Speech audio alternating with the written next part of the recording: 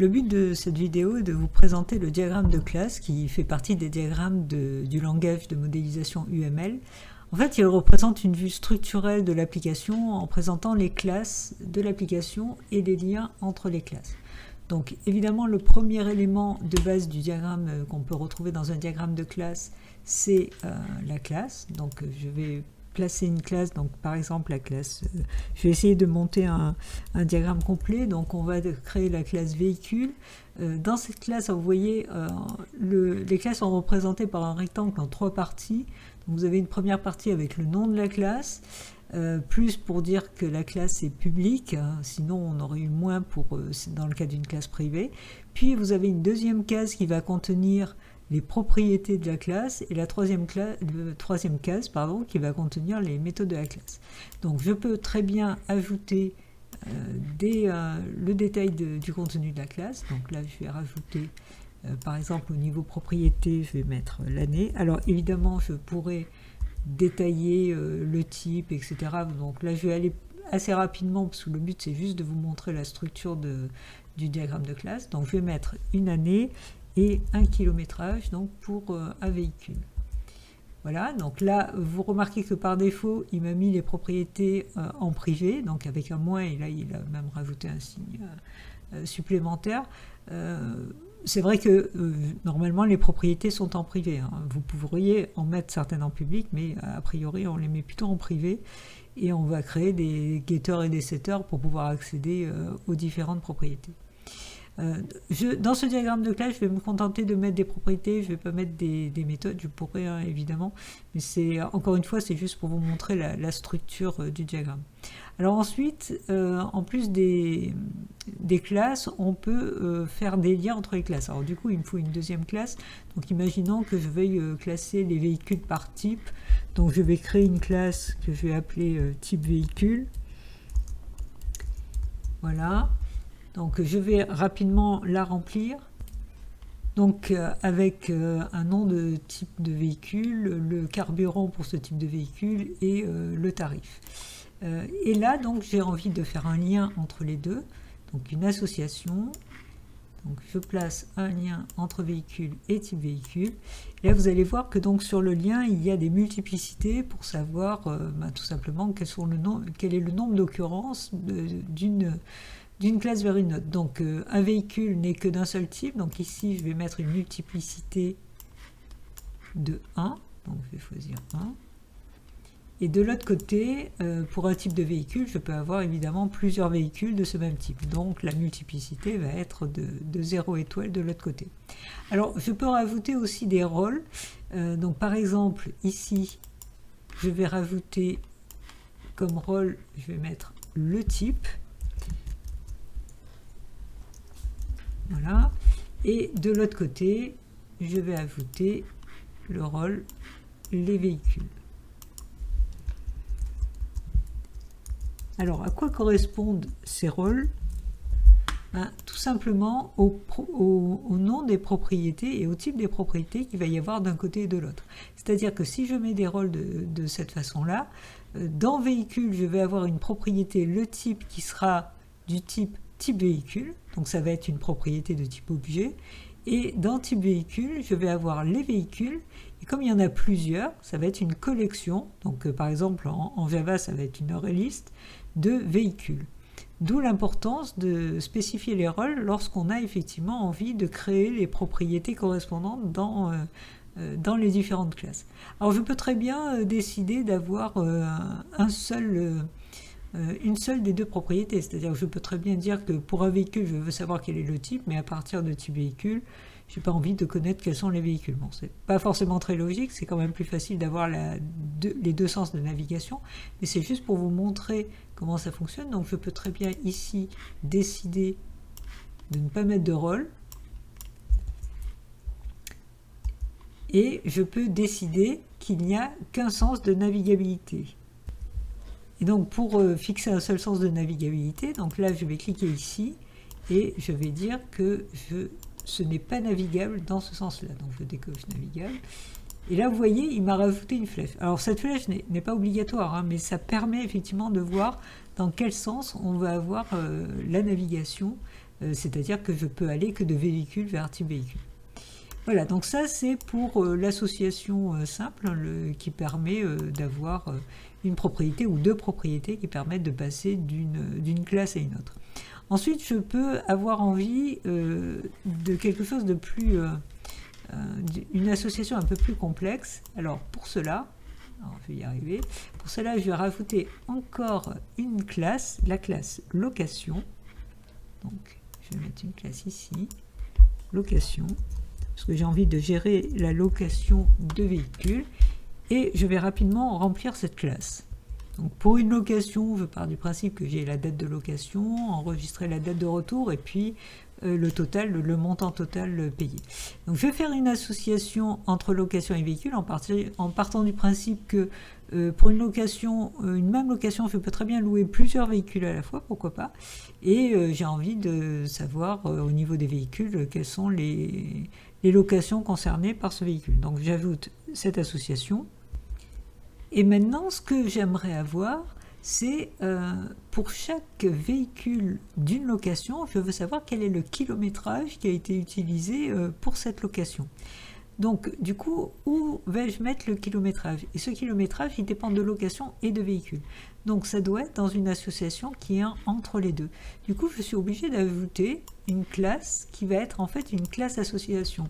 Donc là, au départ, je la crée comme une classe normale. Donc, je vais mettre location véhicule comme nom de classe, pourquoi pas.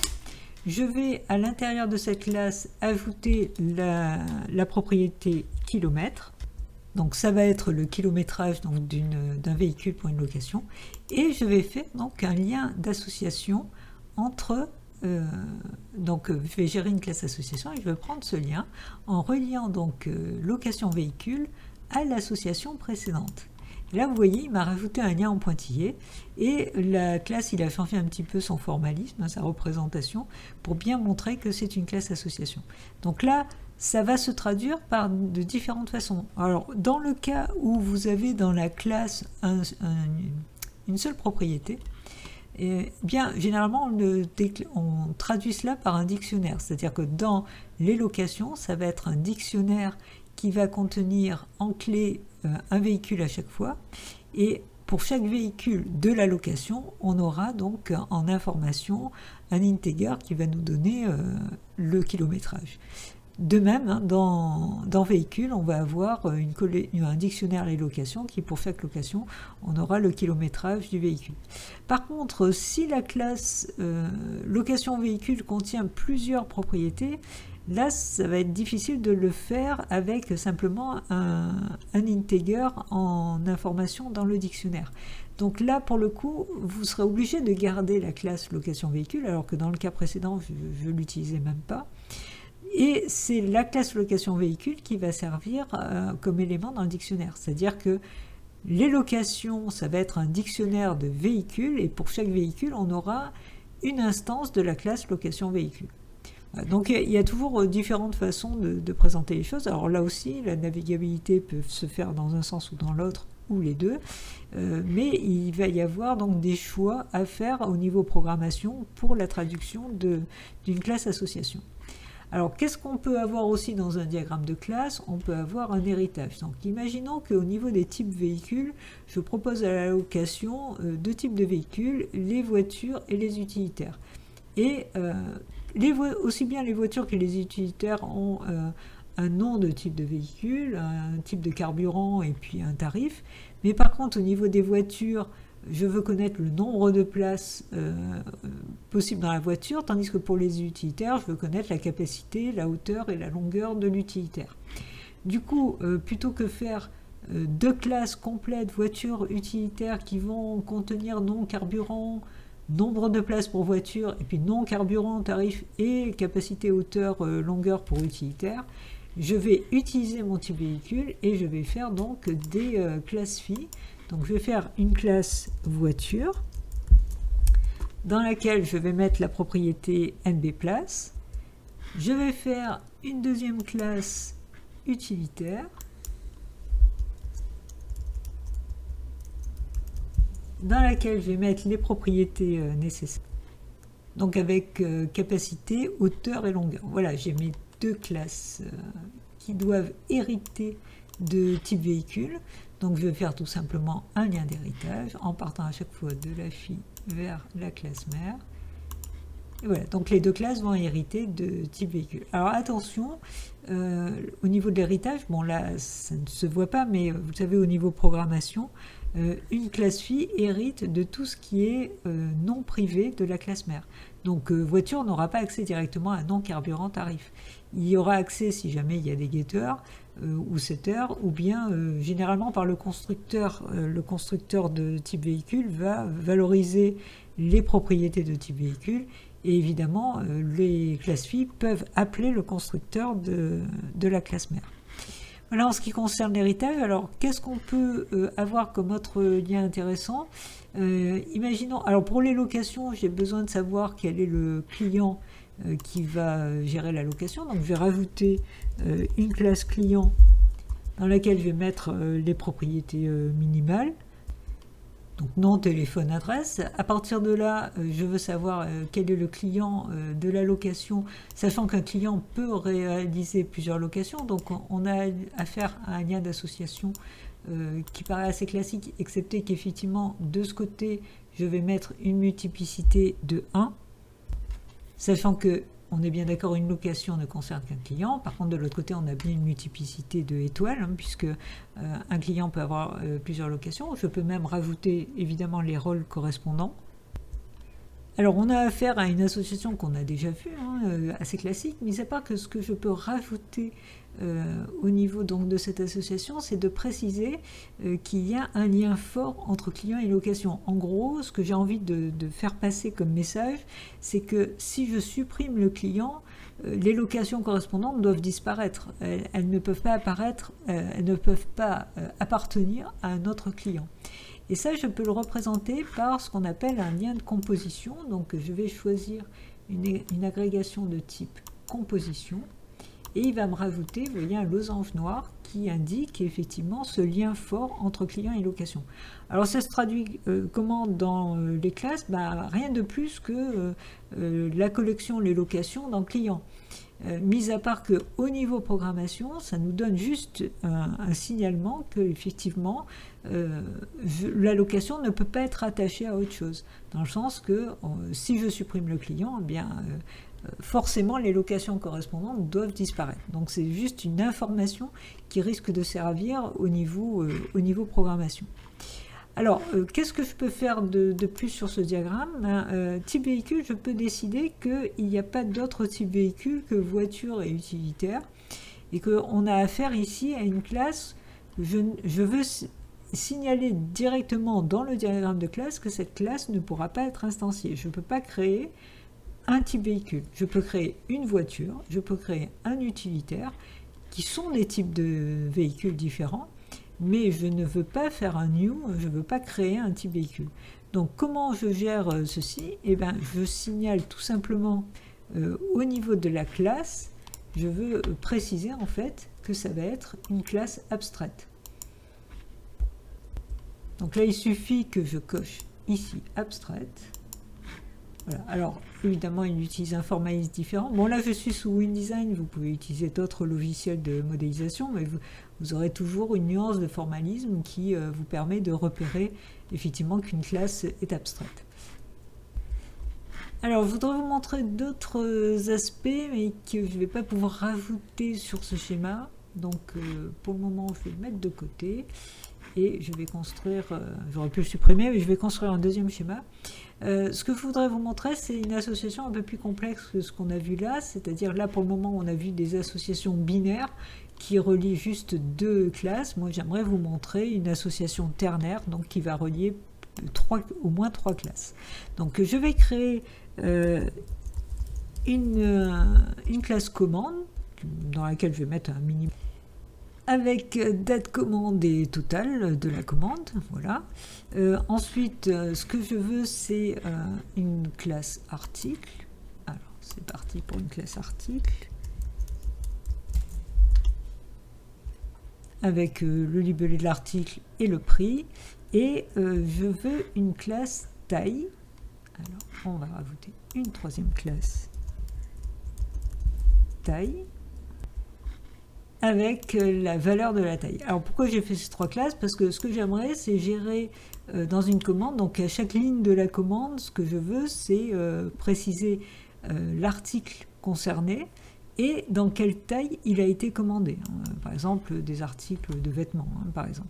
Du coup, j'ai besoin de relier finalement ces 3 classes. Alors comment ça va se faire? Eh bien, comme un lien d'association classique, mis à part que je vais relier donc les 3.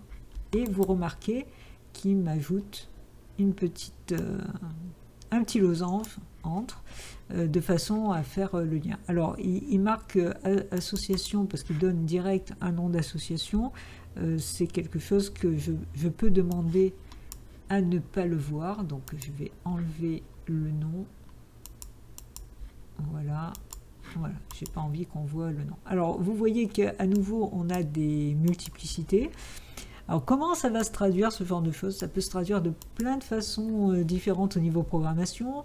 On part très facilement sur des idées qui peuvent être des collections ou des dictionnaires.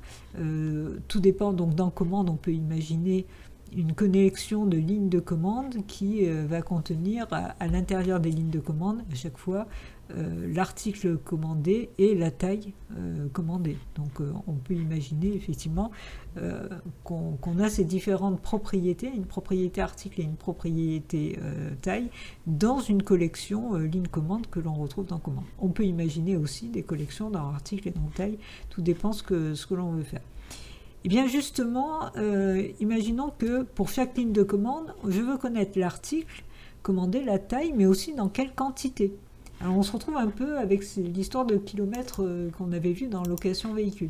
Donc là, je vais avoir à nouveau besoin d'une classe association, c'est le même principe que tout à l'heure, et je vais l'appeler ligne commande, parce que pour chaque ligne de commande, je veux connaître la quantité commandée d'articles et de taille.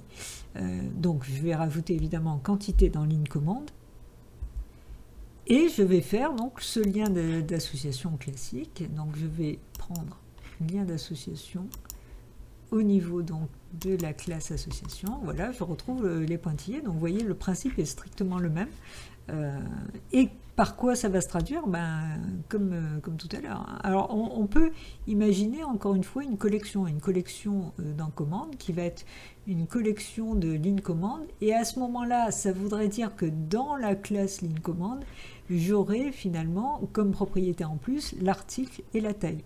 Ça pourrait se traduire finalement par un lien d'association entre ligne commande et article, un lien d'association entre ligne commande et taille, et puis un lien de composition avec la commande. En gros, au niveau programmation, je peux, je vais le faire, je peux supprimer, on va imaginer supprimer cette association, et puis rajouter des liens d'association entre ligne commande article, ligne commande taille, et ligne commande commande.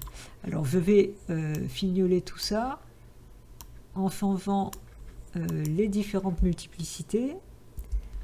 Alors qu'est-ce que j'ai changé? Eh bien vous remarquez que j'ai mis un lien de composition entre commande et ligne commande, parce que effectivement si vous supprimez la commande, les lignes qui sont contenues dans la commande doivent théoriquement être supprimées.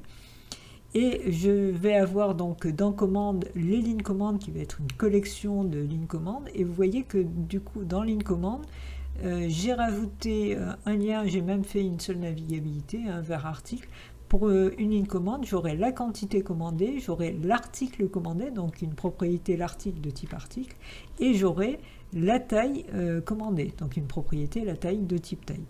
Et cela, je suis en train de vous représenter comment finalement l'association ternaire que je vous ai présentée tout à l'heure peut être traduite au niveau de la programmation. Alors voyons une autre notion, la notion de dépendance. Alors imaginons qu'on vous dise que au niveau de la classe commande, il faut faire appel à un outil qui permet de mémoriser les lignes de la commande dans une base de données. Et pour les récupérer aussi. Donc la persistance est gérée par une classe technique qui va s'appeler persistance commande. Donc du coup je vais rajouter une classe que je vais appeler persistance commande. Alors, aucune importance sur son contenu. On peut imaginer effectivement qu'il va y avoir des méthodes qui vont permettre de récupérer les commandes ou de sauvegarder les commandes. Et dans commande, on va avoir aussi des méthodes qui vont permettre de faire ce genre de choses. Et ce qui est intéressant, c'est que ce que l'on sait, c'est que commande va utiliser d'une manière ou d'une autre les méthodes de persistance commande. Donc, je peux pas, ce n'est pas une propriété, par exemple, qui va être du type persistance commande. C'est juste qu'on va avoir les méthodes de persistance commande utilisées ici. Alors, je ne peux pas faire un lien d'association, parce que ça voudrait dire qu'il y a une propriété de ce type-là. Donc, je vais faire ce qu'on appelle un lien de dépendance. Donc, je vais tout simplement rajouter ceci, et ce lien-là m'indique juste qu'il y a une dépendance entre commande et persistance commande. C'est-à-dire que commande va exploiter des méthodes de persistance commande pour pouvoir gérer certaines choses, hein, et entre autres, comme on l'a expliqué, pour pouvoir remplir les commandes dans la classe commande. Enfin, j'ai envie de vous montrer une dernière notion juste pour présenter différentes variantes au niveau des types de classes, je voudrais vous présenter la classe thread.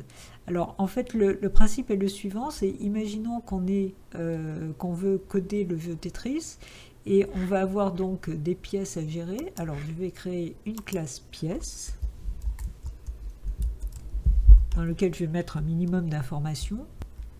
Donc j'ai mis la forme, la couleur, l'orientation de la pièce, et puis j'ai rajouté même une méthode. Donc ça vous permet de voir d'ailleurs que voilà, les méthodes sont bien mises dans la dernière case, et le plus devant parce que ça va être une méthode publique. Et cette méthode tombée a besoin de faire appel à une classe particulière, la classe qui va permettre le déplacement de la pièce. Et qu'est-ce qu'elle a de particulier cette classe? Eh bien, il faut que ce soit un thread, c'est-à-dire qu'il faut que la pièce tombe sans bloquer le jeu. La personne qui joue à Tetris doit pouvoir continuer à utiliser les flèches, etc. pour déplacer les pièces, pendant que, étape par étape, la pièce tombe sans qu'on ait rien à faire de plus. Donc je vais avoir besoin de créer la classe déplacement. Alors voilà la classe. Cette classe, je vais la relier à pièce par une association, puisque une pièce va pouvoir gérer un déplacement, et le déplacement ne concerne qu'une seule pièce. Voilà, et maintenant, ce que j'ai envie de mentionner au niveau de mon diagramme, c'est que déplacement est une classe un peu particulière, c'est une classe thread, donc qui va hériter de la classe thread, en fait, qui permet de gérer la méthode run qui va s'exécuter dans un thread isolé, c'est-à-dire que le déplacement de la pièce va être géré indépendamment du reste du programme. Alors pour cela, je vais juste signaler que déplacement est une classe thread. J'ai même rajouté la méthode run, qui est effectivement la méthode à redéfinir quand on hérite de la classe thread en Java par exemple, de façon à ce que effectivement cette méthode soit exécutée de façon automatique. Bon, je n'ai pas montré absolument tous les aspects du diagramme de classe, il y a d'autres types de nuances, mais l'idée était quand même de vous présenter les éléments essentiels, donc les classes, les liens d'association, les classes abstraites, les classes associations, puis les multiplicités, les rôles au niveau des associations. Ça vous donne une petite idée générale de ce qu'on peut faire avec un diagramme de classe. Alors à partir d'un diagramme de classe, on peut suivant les outils, générer le code qui va, en choisissant un langage, hein, vous pouvez obtenir la génération du code, mis à part que vous doutez bien qu'il y a certaines choses, même nous on a eu du mal à trouver des solutions, hein. Je vous ai dit qu'il y avait plusieurs solutions suivant les classes associations ou les liens associations ou les associations ternaires. Donc vous vous doutez bien que la traduction en code est relativement simpliste. C'est plus au programmeur ensuite à intervenir et à faire des choix à ce niveau-là, hein, décider s'il utilise une collection, un dictionnaire, de quel côté, etc.